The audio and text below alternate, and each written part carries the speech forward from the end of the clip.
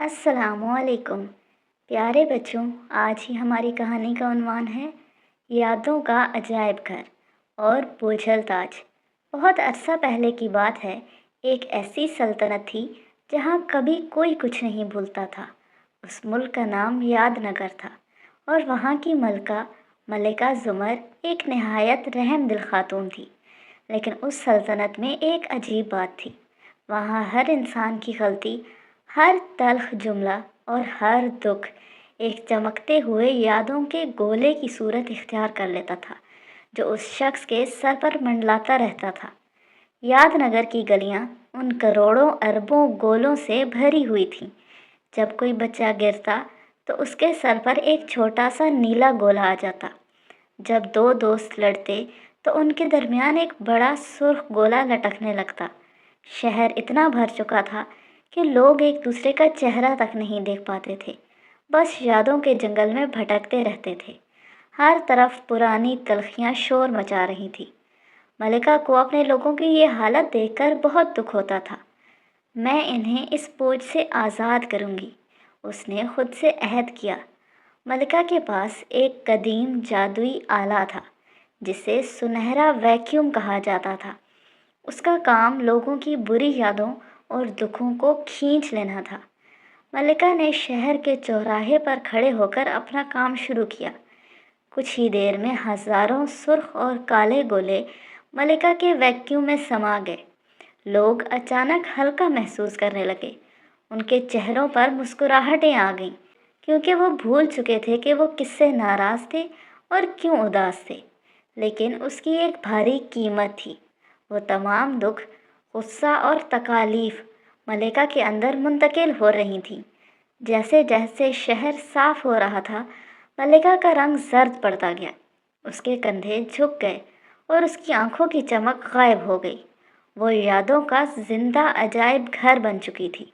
वो इतनी बोझल हो गई थी कि उसका चलना फिरना भी मुहाल हो गया। कुछ माह गुजरे तो एक अजीब तमाशा शुरू हुआ। क्योंकि लोग अपनी गलतियां भूल चुके थे, इसलिए वो वही गलतियां बार बार करने लगे।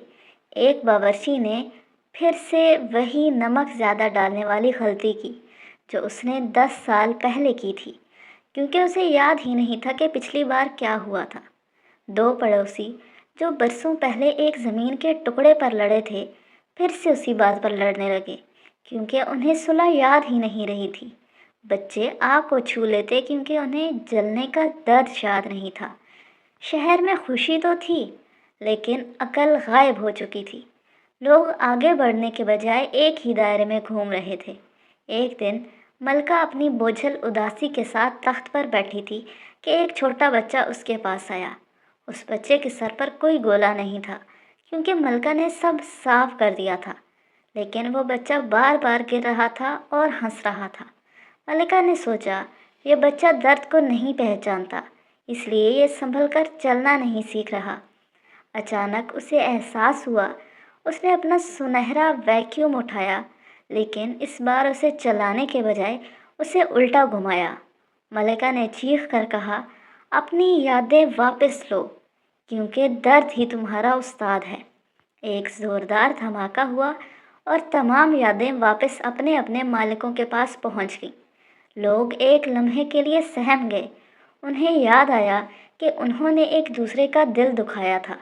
उन्हें अपनी चोटें याद आईं, लेकिन इस बार मलिका ने एक नया कानून बनाया।